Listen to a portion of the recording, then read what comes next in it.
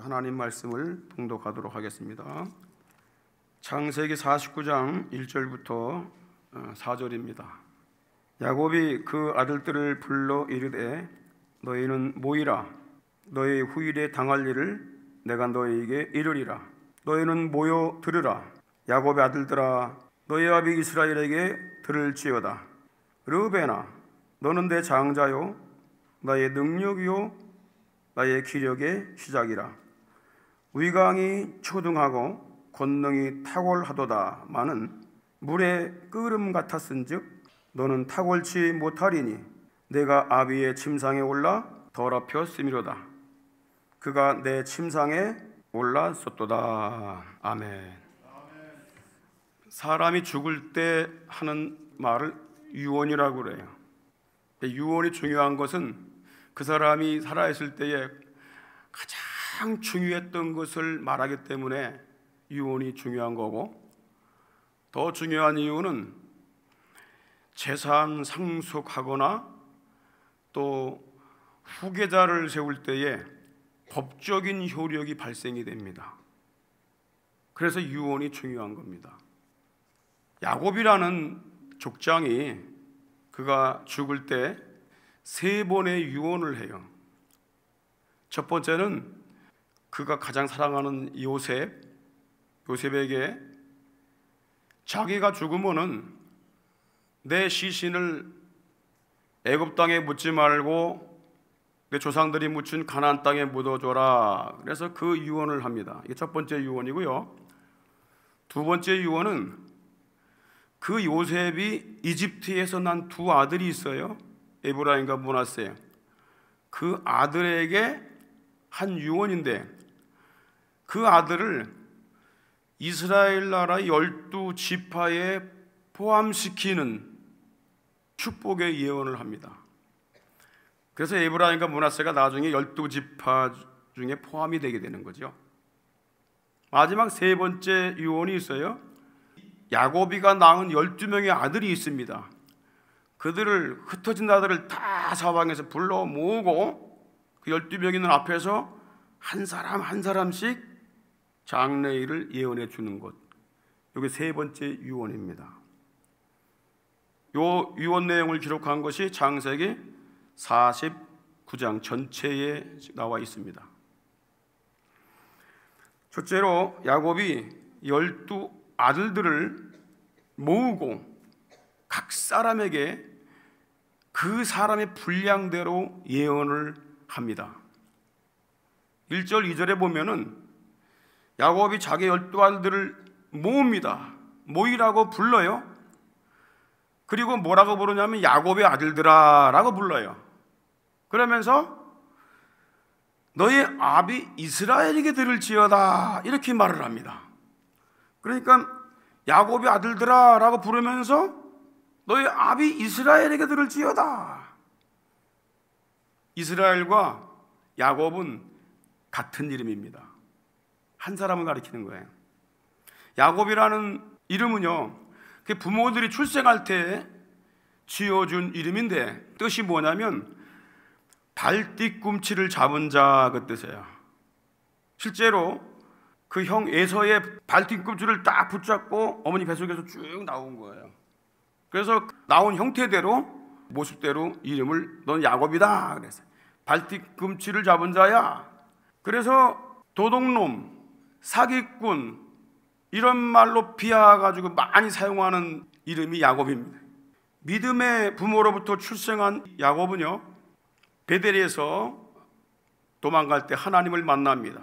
그리고 하나님의 인도를 받고 결혼하여 사는 동안에 12명의 아들과 딸 하나를 낳게 됩니다. 이 야곱이 12명의 아들들을 모아놓고 너희 아비 이스라엘에게 들으라 라고 오늘 명하고 있는 것입니다. 이스라엘은 야곱의 다른 이름입니다. 야곱이 야복강에서 하나님께 씨름하는 기도를 할 때에 그리스도께서 지어주신 새 이름인데, 그 이름의 뜻이 뭐냐면 하나님과 더불어 겨루어 강하게 된 자, 힘을 얻어 강하게 된 자 그 뜻이에요. 하나님을 이긴 자가 아닙니다. 하나님의 도우심으로 승리하게 된 자, 그 뜻이에요. 한마디로 말하면 승리자란 뜻이에요. 승리자. 이스라엘 그러면 승리자. 하나님이 도와주셔서, 하나님이 함께 하셔서 승리하게 된 자, 그 뜻이 이스라엘이다 그 말이에요. 그러므로 너희 아비 이스라엘에게 들으라, 이 말이 무슨 뜻이냐면은 내가 하는 말을 야곱의 말로 듣지 말고 육신의 아버지 말로 듣지 말고 나를 승리케 하시고 나를 평생 이끄시고 나를 그 승리의 자리에 앉게 하신 여호와 하나님의 말씀을 들으라는 것입니다. 내 말을 사람의 말로 듣지 말라.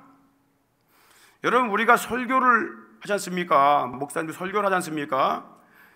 아유, 저것도 목사님이 한 말이지 뭐. 그렇게 들으면은 이거는 인간의 말로 들리기 때문에 아무 역사도 안 일어나요. 하나님이 그 마음을 아시고 역사하지 않습니다.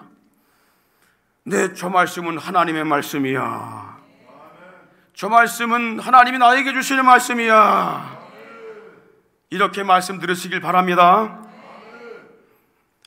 다윗 왕이 자기 아들에게 이제 반역을 당하고 왕자리를 뺏으려고 이제 반역을 한 거죠. 그래서 그냥 신발도 못 신고 도망을 가요. 그때 사울 왕의 가족 중에 친척 중에 하나인 시므이가 다윗을 욕을 합니다. 왕을 욕을 해요. 비루 먹은 자요, 비루 먹은 자요. 우리 가문을 망하게 하더니 너도 그 꼴 됐구나. 이런 식으로 왕을 갖다가 비하시켜요. 그러니까 옆에 있는 장군이 왕이요, 저놈을 내가 죽이겠습니다. 다윗이 말립니다. 놔둬라. 하나님이 그 사람을 통해서 나에게 말씀하시는 줄 누가 알겠느냐. 시간이 지난 다음에 그 시므이가 다윗 왕에게 살려달라고 막 백배 천배 빕니다. 세상에서 하는 말도 그리스도인들은요, 하나님이 나에게 말씀하시는지 누가 알겠느냐, 이런 생각을 가지게 되지만은 교회에서 주의 종이 하는 말씀을 100% 하나님의 말씀으로 듣길 바랍니다. 그게 나에게 은혜가 되는 겁니다. 내 삶을 바꾸고 내 인생을 바꾸고 내 목표를 바꾸고 내 가정을 바꾸는 말씀입니다. 그러면 어떤 말씀을 들으라고 한 것일까요? 1절 하반절에 보게 되면 너의 후일에 당할 일을 내가 너에게 이르리라. 후일에 당할 일을 말해주겠다는 거예요. 각 사람에게. 이 후일이란 말이 무슨 얘기냐면은, 이 후라는 말은 이제 히브리어로 하히라트란 말인데 마지막 부분, 끝부분, 결말, 마지막 때를 말하는 거예요. 그래서 이 야곱이가 12 아들들에게 하는 이 예언은 그들에게 하는 예언도 되면서 마지막 때를 향하고 있는 겁니다. 종말의 때를 향하고 있는 거예요. 종말 때 어떤 일이 일어날 것인가, 어떤 상황을 접하게 될 것인가, 그런 것들을 이 야곱의 12 아들들의 예언을 통해서 우리에게 말해주고 있는 겁니다. 여러분, 세상에서 사람들이 인생이 복잡해지고 막 꼬일 때에 점을 치고 싶어 하지요. 장래, 내 가정이, 내 이 사업이 어떻게 될 것인가, 이런 걸 알고 싶어 해요. 그래서 점쟁이에게 예언을 받습니다. 그런데 우리가 이 성경에서 말하는 예언과 또 이 점쟁이식 예언이 전혀 다르다는 것을, 틀리다는 것을 우리가 알아야 됩니다. 사람들이 말한 앞날에 대한 예언, 그 예언과 오늘 본문에 나오는 장래에 대한 예언은 근본적으로 다릅니다. 사람들이 하는 예언은요, 장래 운명에 대해서 점을 치는 겁니다. 길, 운을 점치는 거예요. 좋고 나쁨, 이런 것들을 미리 말해주는 겁니다. 그런데 하나님이 주시는 예언은 하나님 말씀에 근거합니다. 그리고 그 사람의 지나온 행동에 근거를 둡니다. 그래서 장래에 이 사람이 어떻게 될 것인가를 말해주는 거예요. 그러므로 세상에서 말하는 점치는 식의 예언과 성경에서 말하는 예언과는 전혀 다른 겁니다. 그리스도인들은 세상 사람들이 점치는 예언을 믿지도 말고 따라가지도 말아야 합니다. 세상 사람들이 했던 그 예언, 점쟁이식으로 하는 그 예언이 혹시 맞는다 할지라도 미혹되지 말아야 합니다. 신명기 13장 1절로 3절에 보게 되면 너희 중에 선지자나, 이 선지자는 뭐냐면 점치는 선지자를 얘기하는 거야. 점쟁이나 꿈꾸는 자, 꿈을 꿔보니까 이렇다 저렇다 하는 이런 자들이 나타나서 그들이 이적을 보이고 기적을 내게 보이게 될 것이다.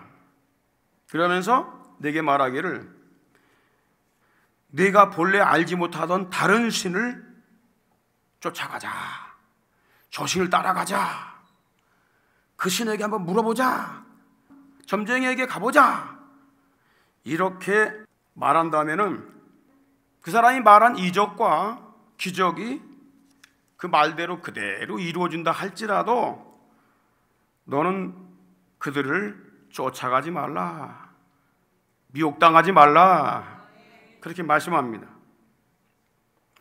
마귀는 점쟁이식 예언을 통해서 사람으로 하여금 하나님의 말씀을 의심하게 하고 부정하게 하여서 하나님을 떠나게 만드는 겁니다. 그리고 자기를 따라오게 만들어요. 에덴 동산에서 옛뱀 곧 마귀가 아담과 하와를 어떻게 미혹한 줄 아십니까? 하나님 말씀을 거부하는 것으로 예언을 합니다. 거부하는 예언을 해요.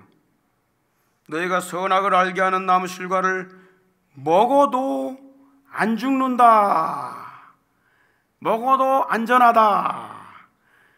야, 그거 한 개 먹었다고 그래서 한번 그 범죄했다고 그래서 야, 너희를 죽이겠느냐? 하나님이 그런 째째한 하나님이냐? 아이라가 안 죽는다고 확 그 마음에 쐐기를 박았어요. 그리고 더 덧붙이는 게 뭐냐? 이것을 먹는 날에는 너희 눈이 밝아져, 너희 판단력이 밝아져. 그래서 하나님처럼 될 거야. 굉장한 얘기입니다. 하나님처럼 될 거야. 그리고 선과 악을 알게 될 거야. 선과 악을 알면 왜 문제가 되지요? 하나님이 선악의 판단자가 되고 심판자가 되고 재판자가 되는데 자기가 선악을 판단하는 자가 되어버리는 거예요. 자기 입장에서 선악을 다 판단하는 거야. 자기에게 유익이 되면은 악도 선하다고 하는 거야. 자기에게 해가 되게 되면 선한 것도 악하다고 그래요. 심지어 하나님 말씀도 거부합니다. 자기에게 손해가 되면. 그래서 선악을 알면 안 되는 거야, 인간은. 그런데 마귀가 그거를 선악을 알도록 불순종하도록 만들었어요. 인류 조상 아담과 하와가 마귀의 점쟁이식 예언에 미혹되어서 하나님을 불순종하고 말씀을 불순종하고 등지게 된 것입니다. 귀신의 가르침이나 점쟁이식 예언이 사람을 타락하게 하고 하나님을 등지게 하기 때문에 하나님이 무섭게 싫어하시는 겁니다. 그래서 신접한 자나 꿈꾸는 자나 이런 예언을 하는 자들은 너희 중에서 죽이라 그랬어요. 죽이라고 그래요. 왜? 그들이 그런 말을 퍼뜨려서 그런 풍속을 만들어서 사람을 몽창몽창 죄악으로 끌고 가고 지옥으로 끌고 가기 때문에 차라리 그런 사람들은 싹부터 잘라라. 여러분 신명기 13장 5절에 보면 이렇게 말씀합니다. 그 선지자나 꿈꾸는 자는 죽이라. 이는 그가 너희를 애굽 땅에서 인도하여 내시며 종되었던 집에서 속량하여 취하신 너희 하나님 여호와를 배반케 하려 함이다. 그게 목적이라는 거야. 너희 하나님 여호와께서 너희에게 행하라고 명하신 말씀 동의해서 너희를 꾀는 것이다. 이스라엘의 첫 번째 왕이 누구죠? 사울 왕인데 그가 버림을 받게 됩니다. 왕위를 빼앗기고 버림을 받게 돼요. 그 원인이 뭔지 아십니까? 역대상 10장 13절로 14절에 보면 이렇게 말씀합니다. 이 사울 왕이 죽은 것은 여호와께 범죄하였습니다. 어떤 범죄를 했을까요? 두 가지를 범죄했어요. 저가 여호와의 말씀을 지키지 아니했다. 하나님 말씀을 거부한 겁니다. 하나님 말씀은 생명입니다. 하나님 말씀은 하나님이십니다. 여러분 군대에 있을 때에 사령관이 하는 얘기 안 들으면 어떻게 돼요? 그 사령관을 거부한 겁니다. 우리가 하나님 말씀을 거부하고 외면한다면 하나님을 외면하는 것이고 하나님을 거부하는 겁니다. 또 한 가지 죄가 있어요. 또 신접한 자에게 가르치기를 청하고, 신접한 자가 뭐예요? 신들린 여자, 점치는 자, 예언하는 자를 얘기하는 거예요. 그에게 찾아가서 물으면서 여호와께 묻지 아니하였으므로, 하나님께 와서 하나님 내가 말씀 불순종한 것 용서해 주세요. 하나님 내가 이 상황에서 어떻게 해야 됩니까? 적군이 쳐들어오는데 어떻게 해야 됩니까? 간절하게 하나님께 물으면 하나님께서 인도하실 텐데 하나님께 묻지 아니하고 군급하니까 왕복을 벗고 변장을 하고 신접한 여인 찾아가서 물었다 그 말이야. 여호와께 묻지 아니하였으므로 여호와께서 저를 죽이시고 그 나라를 이새의 아들 다윗에게 돌려줬습니다. 하나님 말씀에 근거한 예언의 말씀을 믿고 순종하면 앞날에 좋은 열매를 맺게 됩니다. 이게 하나님이 주시는 예언이에요. 그러나 점쟁이식 예언을 따라가면 앞날에 쓴 열매를 맺어 불행하게 됨을 알아야 합니다. 우리가 하나님께로부터 나오는 예언의 말씀을 듣고 순종해야 하는 이유는 그 말씀이 진리와 공의의 기준이 되며 생명이며 영생에 이르는 길이기 때문입니다. 그러므로 요한계시록 1장 3절 이렇게 말씀합니다. 이 예언의 말씀을 읽는 자와 듣는 자들과 그 가운데 기록한 것을 지키는 자들에게 뭐가 있다고요? 복이 있다. 할렐루야. 복이 있는 자는 하나님의 말씀을 떠나지 않습니다. 하나님의 말씀을 하나님의 말씀으로 알고 하나님으로 알고 그 말씀을 붙드는 것입니다. 세상에 어떤 사상이, 어떤 유혹이, 어떤 예언자가 나더라도 이리저리 흔들리지 않는 겁니다. 하나님 말씀은 공과 의의 기준입니다. 생명입니다. 이 말씀이 천국 가는 길입니다. 둘째로는 야곱이 가장 먼저 장자의 특권을 가진 르벨에게 예언을 합니다. 12아들 중에 장자가 르벨인데 그에 대한 예언을 하지요. 3절에 보십시오. 르벨아 너는 내 장자요 나의 능력이요 나의 기력의 시작이라. 위광이 초등하고 권능이 탁월하도다마는, 자, 르벨을 장자의 특권을 가진 자입니다. 그 당시에 장자는요 다른 아들들보다 재산이나 양떼나 소유를 2배를 받았어요. 2배를 더 많이 받을 권리가 있습니다. 사회적으로도 가문에서 지도력을 물려받아 집안을 대표하는 특권을 갖게 됩니다. 그 장자 르우벤은 위광이 초등하고 권능이 탁월하다 그랬는데, 이 무슨 얘기냐면은 위광이란 말은 위풍, 위엄, 풍채가 당당했다 그 말이야. 그리고 강하고 뛰어났습니다. 그가 가지고 있는 신체적 탁월성과 이 사회적 특권은 자신이 잘해서 얻어진 게 아니에요. 자신의 노력으로 얻어진 게 아닙니다. 장자로 그냥 먼저 출생했기 때문에 자연적으로 얻어진 특권입니다. 불평등할 수가 있죠. 둘째, 셋째, 다른 아들이 보면 참 불평등해. 그 야곱이가 에서가 먼저 태어난 것 때문에 얼마나 안타까워했습니까? 그래서 발등꿈치 붙잡고 나왔는데 그 몇 초 먼저 나왔다고 에서가 모든 특권을 다 갖게 되는 거야. 그래서 그걸 뺏으려고 자기 몸을 변장하고 아버지한테 축복기도를 가로채고 막 그런 일이 벌어진 겁니다. 불평등하지요? 늦게 태어난 것 때문에. 어떤 자녀들은 큰 권세 있는 부잣집에서 태어납니다. 귀족집에서 태어납니다. 양반집에서 태어나기도 하고요. 그래서 당연히 그런 특권을 갖게 됩니다. 어떤 이들은 매력적인 인간성과 재능을 갖고 태어납니다. 어떤 이들은요, 건장한 육체와 아름다운 용모를 갖기도 합니다. 그런데 여러분 이걸 생각해 보세요. 자기 노력 없이 무상으로 얻은 특권은요, 대부분 의심할 바 없이 그 특권을 자랑합니다. 어깨에 힘이 들어가요. 그리고 그 특권을 가지고 자신의 욕망과 욕심을 채우는데 난폭하게, 냉혹하게 사용합니다.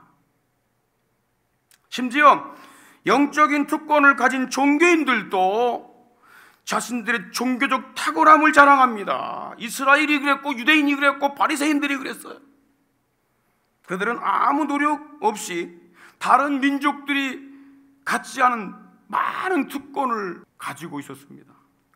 그러나 그들은 남들이 갖지 않은 그 특권으로 다른 민족들에게 유익을 주고 불쌍히 여기며 돌보는 것이 아니라 자신들의 욕망을 채우며 우월감을 자랑했습니다. 바울은 그들에 대하여 이렇게 말합니다. 로마서 3장 1절에 그런즉 유대인의 나음이 무엇이며 할례의 유익이 무엇이냐 하면서 그들이 가진 특권을 말합니다. 로마서 9장 4절 5절 보십시오. 저희는 이스라엘 사람이라 저에게는 양자됨이 있고 영광이 있고 언약들과 율법을 세우신 것과 예배와 약속들이 있고 조상들도 저의 것이요 육신으로 말하면 예수 그리스도께서 저에게서 출생한 것이다. 어마어마한 특권입니다. 다른 민족들이 갖지 않은 엄청난 특권을 유대인들이 갖게 된 거예요. 신명기 4장 7절 8절 보십시오. 우리 하나님 여호와께서 우리가 그에게 기도할 때마다 우리에게 가까이 하심과 같이 그 신의 가까이함을 얻은 나라가 어디 있느냐? 그런 나라가 없다는 거예요. 오늘 내가 너에게 선포하는 이 율법과 같이 그 규례와 법도가 공의로운 큰 나라가 어디 있느냐? 너희와 같이 대단한 나라가 어디 있느냐라는 것입니다. 그런데 그 특권 가지고 뭐를 합니까? 우월성을 자랑하는 거예요. 다른 민족들은 개 같은 민족이라고 여겼어요. 할례 받지 못한 놈들 그렇게 여겨버린 거예요. 오히려 그 특권을 가지고 다른 나라들을 불쌍히 여기며 죄악에 빠진 우상에 빠진 영혼들을 건져내게 하며 하나님을 소개하고 그리스도를 소개하고 예배를 소개하고 제사를 소개하고 거룩하게 되는 길이 있음을 알려주어야 되는데 이 제사장 역할을 감당을 못한 겁니다. 오늘날 그리스도인 부모들의 자녀가 되는 것은 대단히 큰 복입니다. 그들은 자연히 교회에 출석하고 하나님과 성경을 배우고 기독교 문화를 알게 되고 성도들과 교제하면서 신앙적 분위기 속에서 성장을 합니다. 이러한 축복들은요, 육체적인 것과 물질적인 것과는 비교도 될 수 없는 큰 축복입니다. 그러나 이러한 특권이 저절로 그에게 구원을 보장하지 않는다는 걸 우리가 알아야 합니다. 영적인 특권을 소유했다고 해서 저절로 구원이 되는 게 아니라는 것입니다. 장자의 특권을 잃어버릴 수 있듯이 잃어버릴 수도 있다는 것입니다. 예수님은 먼저 알고 먼저 많이 받은 자가 그 역할을 저버리게 될 때에 더 많이 맞을 것이라고 말씀합니다. 누가복음 12장 47절을 보십시오. 주인의 뜻을 알고도 예비치 아니하고 그 뜻대로 행치 아니한 종은 많이 두들겨 맞는다는 거예요. 그리고 48절에 물은 많이 받은 자에게는 많이 찾을 것이요. 그러니까 특권이 많을수록 책임이 큰 거야. 주어지는 게 많을수록, 물질이 많을수록 책임이 크다 그 말이에요. 사회적 책임, 가정적 책임, 도덕 윤리적 책임이 큰 것입니다. 그런데 오늘날 이 시대를 보게 되면 그 특권을 가진 정치가들이 어떻게 합니까? 그것을 자기 마음대로 사용해가지고 다른 사람 아프게 하고 힘들게 하고 고달프게 하고 다 심판받을 일을 하고 있는 거예요. 더 많이 맞을 일을 하고 있는 거예요. 위대한 영적 보물을 소유한 자가 그 타인에게 나눠주지 않고 선하고 아름다운 열매를 맺지 못하면 더 큰 형벌을 피할 수가 없다는 것입니다. 우리 성도들은 세상에 받지 못한 신령한 복을 받은 사람들입니다. 생명의 양식을 받았습니다. 복음의 빛을 받았습니다. 천국이 있다는 것을 우리가 알게 됐습니다. 어떻게 해야 됩니까? 우리는 어둠과 절망에 빠진 사람들에게 양식을 나눠주며 빛을 비추며 생명 살리는 일을 해야 하는 것입니다. 마태복음 5장 16절에 이같이 너의 빛을 사람 앞에 비추게 하여 저희로 너의 착한 행실을 보고 하나님 아버지께 돌아와 영광을 돌리게 하라고 그랬습니다.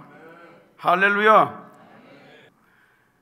아들, 딸들에게, 손자, 손녀들에게, 내가 아는 사람들에게 자꾸 어둠 속에 있는 자들에게 그것을 전해서 내 특권을 사용해야 됩니다. 내 욕망을 채우는 데 사용하는 것이 아니라 하나님의 영광을 위해서 사용할 수 있길 바랍니다. 마지막 세 번째로 장자 르벤에게 야곱이 이런 말을 합니다. 장자의 특권이 상실되었다. 그 이유를 알려줍니다. 르벤에게 장자의 특권이 상실된 이유를 말해주는 것이 오늘 본문이에요. 장자 르벤이 아버지에게 큰 죄를 졌습니다. 이 죄는요, 돌이킬 수 없는 죄입니다.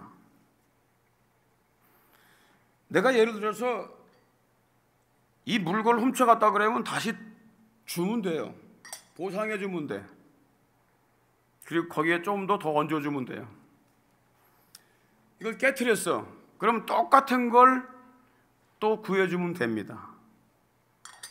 그런데 이 르벤이 지은 죄는 돌이킬 수가 없는 죄입니다. 돌이킬 수 없는 죄 몇 가지가 있어요. 그 중에 하나가 간음죄입니다. 취소할 수가 없어. 맛을 본 건 취소할 수가 없어. 그 다음에는 살인죄입니다. 죽인 건 살릴 수가 없어. 그런데 르벤이 간음죄를 짓습니다. 4절에 보십시오. 물에 끓음 같았은즉 너는 탁월치 못하리니 내가 아비의 침상에 올라 더럽혔으므로다. 그가 내 침상에 올라섰도다. 물에 끓음같이란 말이 뭐냐면 충동을 억제하지 못하는 상태를 얘기하는 거야. 충동이 생겼어. 성적 충동이 생겼어. 억제를 못해요. 억제할 수 있는 능력도 하나님 다 주셨는데 억제를 못하는 거야. 오래전에 장자 르벤이 아버지의 침상을 더럽힌 겁니다. 아버지 후처를 강간한 거예요. 창세기 35장 22절을 보십시오. 이스라엘은 야곱이라고 했죠. 야곱이 그 땅에 유할 때에 르벤이 가서 그 서모 비라와 통관함에 이스라엘이 이를 들었더라. 야곱의 아들은 12이라 12명 중에 장자 르우벤이 그 일을 했다는 거예요. 야곱의 둘째 아내 라헬이 애를 못 낳습니다. 가장 사랑하는 여인인데 애를 못 낳아요. 너무 라헬이 애를 갖고 싶어서 자기 여종 하나가 있는데 비라라고 하는 여종을 야곱에게 들여보내면서 여보, 내가 애를 못 낳으니까 이 여종을 통해서 애를 좀 낳아주세요. 그래서 애를 둘을 낳았어요. 그래서 야곱의 첩이 된 거죠, 이 비라가. 그런데 장자 르우벤이, 건장한 르우벤이 정력을 억제하지 못하고 그 아비의 첩인 비라의 장막에 들어가서 강제로 그를 통과한 것입니다. 야곱이 이 일을 듣고 크게 분노했습니다. 그런데 야곱이 말을 안 해요. 소문을 안 내요. 왜 그렇습니까? 우상을 섬기는 가나안 땅 한복판에서 하나님을 섬기며 제사드리는 언약의 가정에 이런 더러운 일이 발생된 것이 너무나 부끄럽고 수치스러웠기 때문입니다. 오늘날 교회에서 생기는 일들은 교회에서 해결을 해야 되는데 세상 법정에 가져가고 세상에 내 언론에 다 까버리고 그래서 하나님의 영광이 얼마나 가려진지 아십니까? 우린 실수가 있을 수 있어요. 그런데 야곱은 지혜로웠어요. 말하지 말자. 르우벤 같은 자가 있을지라도 말하지 말자. 우리가 하나님을 섬기는 백성 아니냐? 언약의 백성 아니냐? 근데 우리 안에서 불신자도 행치 않는 그런 일을 행했다. 그걸 그들이 알 때에 하나님의 이름이 어떻게 되겠느냐? 아버지 첩을 통관한 르우벤은 아버지께 잘못을 빌었습니다. 용서를 빌었어요. 아버지는 그를 용서했습니다. 그래, 실수로 그런 줄 내가 안다. 다시는 그러지 말거라. 용서를 했어요. 그러나 르우벤은 아버지를 볼 때마다 수치와 부끄러운 기억이 떠올랐습니다. 그는 동생들에게도 장자로서 신임과 존경을 잃어버렸습니다. 그는 순간적으로 정력을 참지 못하고 아버지의 침상을 더럽힌 잘못에 대하여 속지 않은 마음으로 장자로서 명예를 회복하려고 무척 노력을 했습니다. 양을 치는 한 벌판에서 다른 동생들이 요셉을 미워하여 죽이려고 했을 때에 르우벤이 말렸습니다. 죽이면 안 된다. 그러면서 그를 아버지에게 살려보내려고 했습니다. 또한 요셉이 애굽에 팔려갔을 때에 나중에 흉년 때 요셉을 팔았던 형들이 애굽으로 오게 되죠. 너희들 정탐꾼들이지? 호통을 칩니다. 아닙니다. 우리는 저 가나안 땅에 사는 형제들입니다. 12명이 있었는데 그중에 한 명은 죽고 한 명은 아버지가 귀중하기 때문에 아버지 품에 있습니다. 그러니까 이 요셉이가 야, 그 아들 막내 동생 데리고 와. 그래야 내가 너희들 믿어줄 거야. 그 막내 베냐민을 데리고 오라는 거예요. 그러니까 이 소식을 아버지께 전했더니 아버지가 너무 말대라면서 야, 요셉도 잊어버렸는데 또 베냐민 마냥 잊어버리면 어떡하냐? 안 보낸다.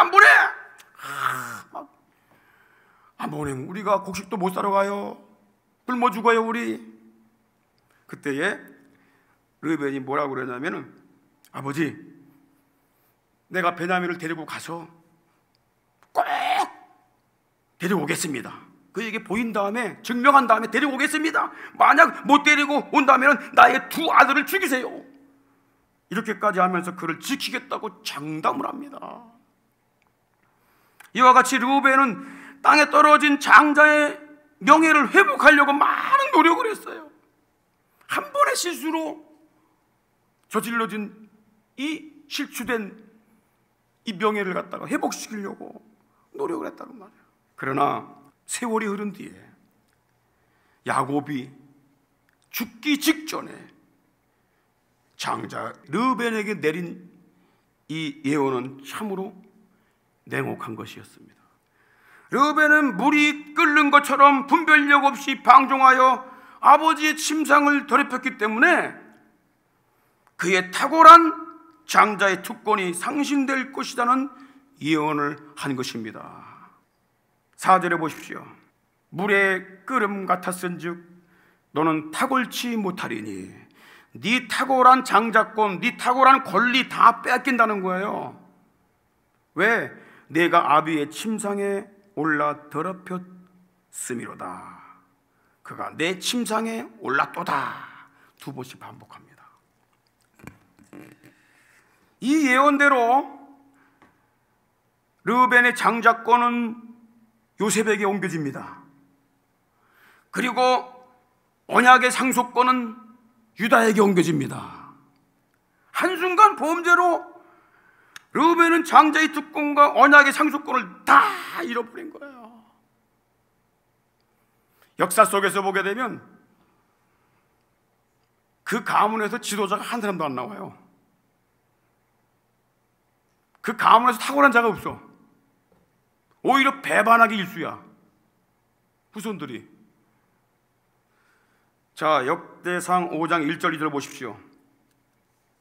이스라엘의 장자 르우벤의 아들들은 이러하니라 하면서 가로하고 뭘 쓰죠? 르우벤은 장자일지라도 그 아비 침상을 더럽게 하였으므로 장자의 명분이 이스라엘의 아들 요셉에게 돌아갔다. 뺏긴 겁니다. 지금 이 말씀을 쓰는 때가 언제냐면 역대상. 다시 말하면 이스라엘 백성들이 애굽에 있다가 수백 년, 400~500년 뒤에, 그리고 또 사사시대를 지난 다음에 이 말씀을 하고 있는 거예요. 몇 대가 지난 다음에 하는 말씀입니다. 야곱이 갔던 예언이 그대로 그들에게 적용이 되고 있는 겁니다. 족보에는 장자의 명분대로 기록할 것이 아니니라. 유다는 형제보다 뛰어나고 주권자가 유다로 말미암아 났을지라도 장자의 명분은 요셉에게 있느니라. 문서에 기록할 때는 그냥 순서대로 나은 대로 기록을 해. 그러나 실제적인 장자 명분은 요셉에게 있는 거야. 그리고 언약의 상속권, 다시 말하면 메시아가 출생할 수 있는 그 가문은 유다의 가문이 되는 거야 라고 선포하고 있는 거예요. 여러분, 이 장자 르우벤에 대한 예언의 말씀이 우리에게 주는 교훈이 무엇일까요? 대단히 중요합니다. 이 교훈은 이겁니다. 인간이 지은 모든 죄는 진심으로 용서를 빌 때에 다 사함받는다는 거예요. 그리고 구원받는 것에는 변함이 없다는 것입니다.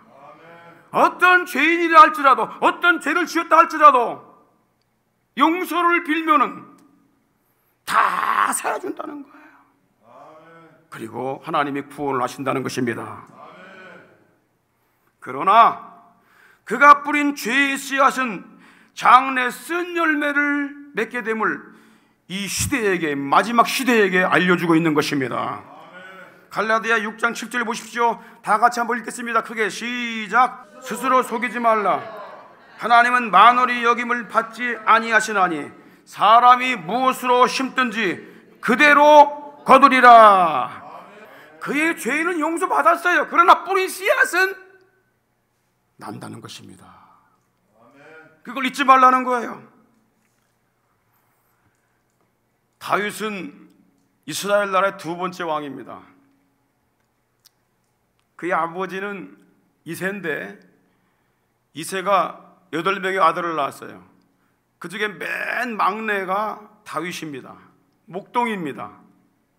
하나님께서 이 목동 다윗을 불러서 사울 왕을 대신하여 왕으로 세웁니다. 그는 하나님의 백성들을 공의롭게 통치하도록 모든 특권을 부여받았습니다. 사울 왕도 모든 특권을 부여받았어요.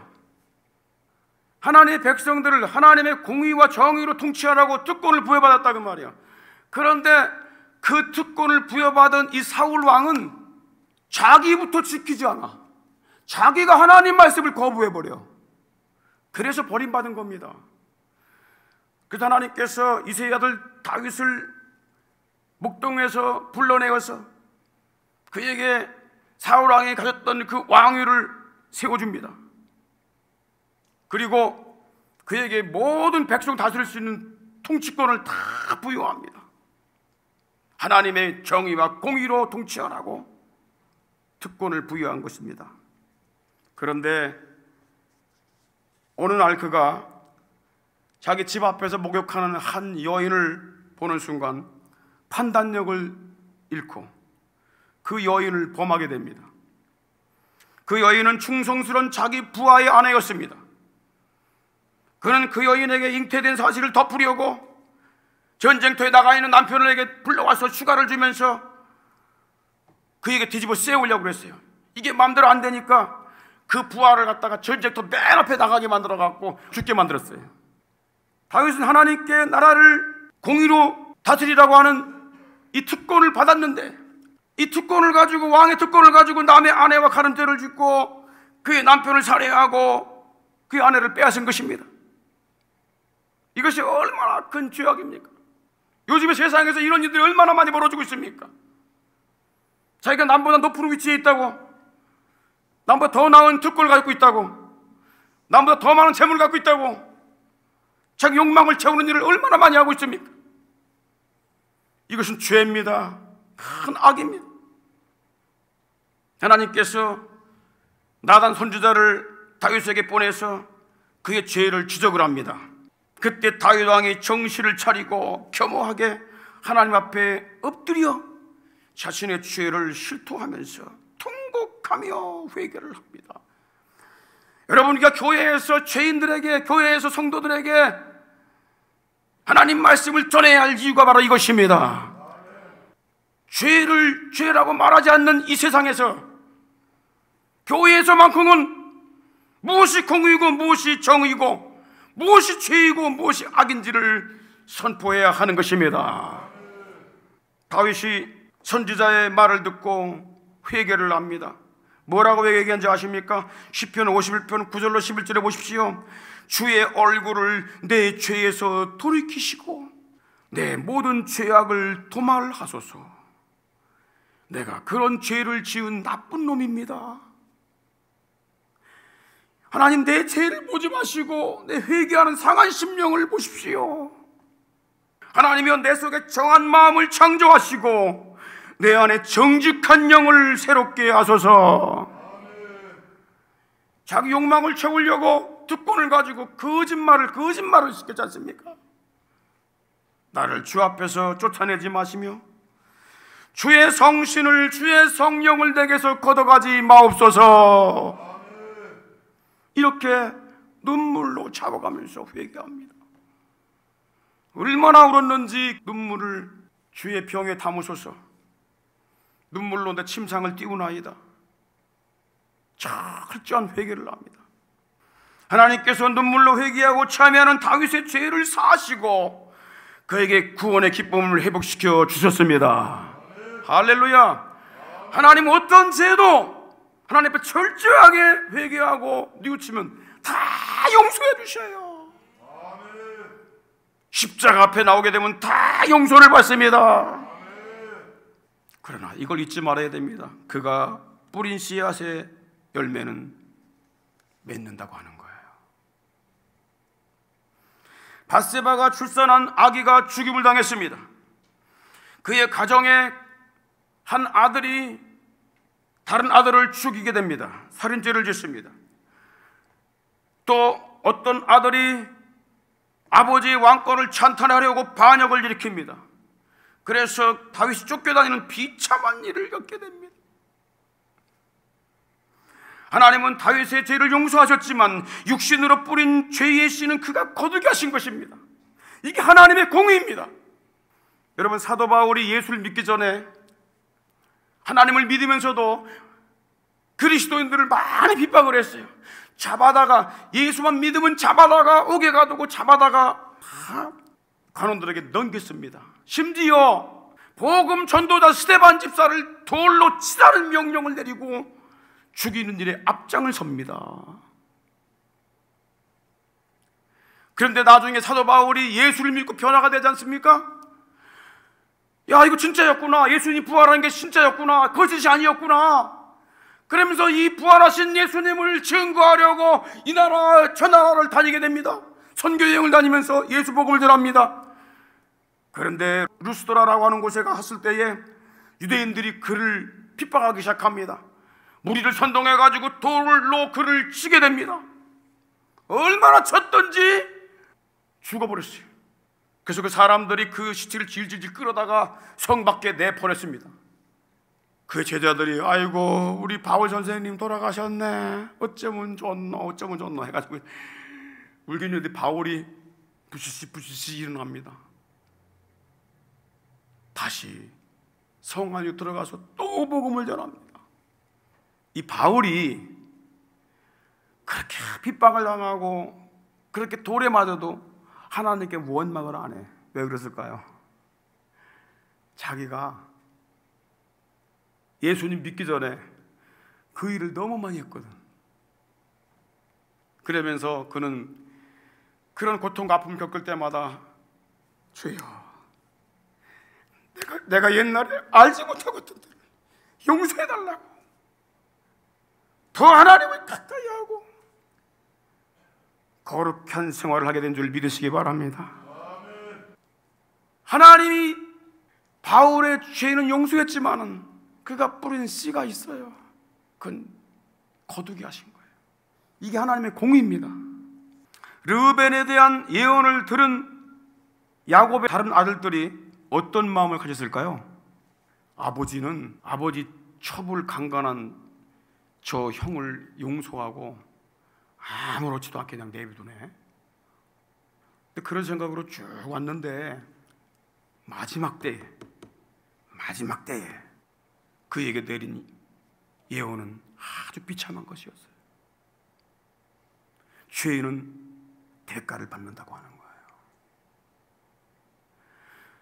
그래서 사도 바울이 뭐라고 그래? 죄인은 모양이라도 버려라. 죄는 생각지도 말라. 내가 거룩하니 너희도 거룩하라.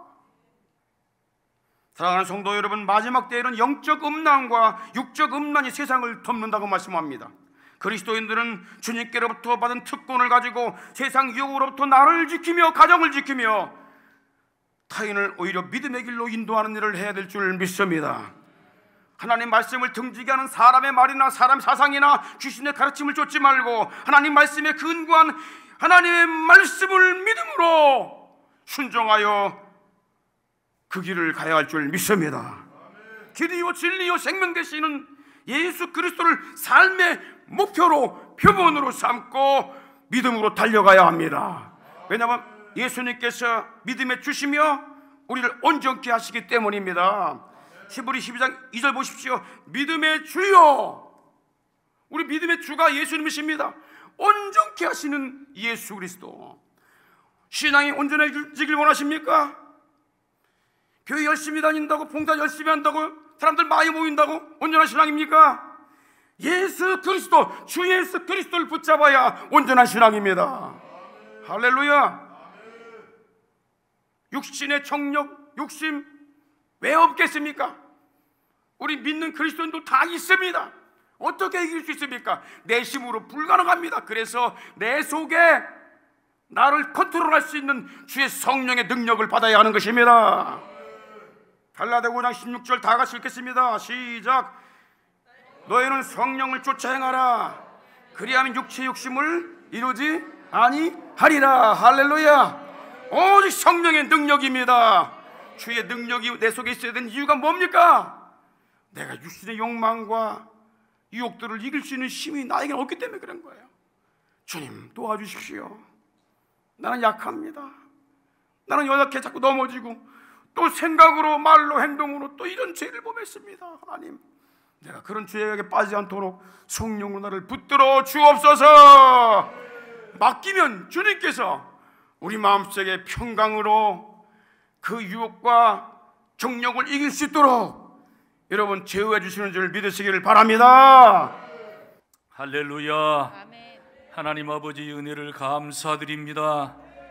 연약하고 허물 많고 죄 많고 죄로 허물과 죄로 죽은 우리를 예수 그리스도의 십자가에서 살려내 주시고 하나님의 아들과 딸이 되는 권세를 주시고 세상을 이기고 죄를 이기고 마귀를 정복할 수 있도록 능력으로 역사하시는 우리 주님을 찬양합니다. 날마다 순간마다 깨어있게 하여 주시옵시고 시험에 들지 않도록 악에 빠지지 않도록 깨어 기도하는 우리 모든 대신의 가족들, 우리 모든 믿음의 식구들 되게 하여 주시옵소서. 주의 이름을 부르는 자마다 구원을 받게 해주시고 주님을 믿는 자마다 부끄러움을 당치 아니하도록 만들어 주시는 주여, 믿음으로 이 무더운 날씨 가운데도 승리하는 모든 식구들로 삼아 주시옵소서. 주님 임마누엘로 함께 계심을 날마다 순간마다 알며 주님과 함께 동행하는 위대한 비밀 가운데 이 한 주간도 승리하게 하여 주시옵시며 하늘의 평안을 부어주시옵시고 하늘의 소망을 부어주시옵시고 하나님의 사랑으로 충만하게 부어주시옵소서. 하나님 아버지, 특별히 기도하오니 우리 성가대원들을 축복하시고 영으로 찬양하고 마음으로 찬양으로 영광 돌릴 때에 하나님 영광 받아주시고 하늘문이 활짝 열려지게 하여 주시고 예배 위대한 승리가 풀어지게 하여 주시옵소서. 주일학교 어린 생명들, 선생님들을 축복해 주시고 은총의 날 이 아래 이 무더운 여름철에도 무럭무럭 잘 믿음 안에 자라게 축복해 주옵소서.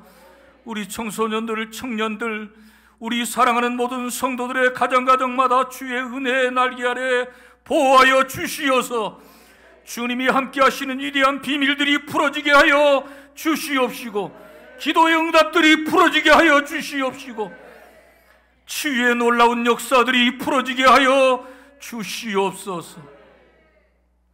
국내에 있든지 국외에 있든지 우리 모든 선교사님과 더불어서 모든 우리 믿음의 식구들 은혜의 날개 아래 지켜보호하여 주시옵소서. 우리 사랑하는 박 목사님을 축복해 주시고 복음을 사랑하고 복음의 미를 꿰뚫고 있으며 진리의 말씀을 외치는 귀한 종을 주께서 범사에 도와주시옵시고 돕는 손길들을 일으켜 주시옵시고 우리 모든 성도들이 기도로 협력하고 함께 축복하여 위대한 주님의 교회로 일어나도록 역사하여 주시옵소서. 지금은 우리 구주 예수 그리스도의 크신 은혜와 하나님 우리 아버지의 극진하신 사랑하심과 성령님의 감동 감화 충만 교통하심이 사랑하는 모든 우리 대신의 가족들 심령 위에 가정 위에 저들의 사역들과 산업들 위에 이 땅에 주의 피로 사신 모든 교회들 위에 전 세계 복음 전선에 파송받아 다시 오실 주님의 길을 예비하며 피 묻은 십자가의 복음을 증거하고 있는 모든 선교사님들 위해 이제로부터 영원토록 함께 없시기를 간절히 축원하옵나이다. 아멘.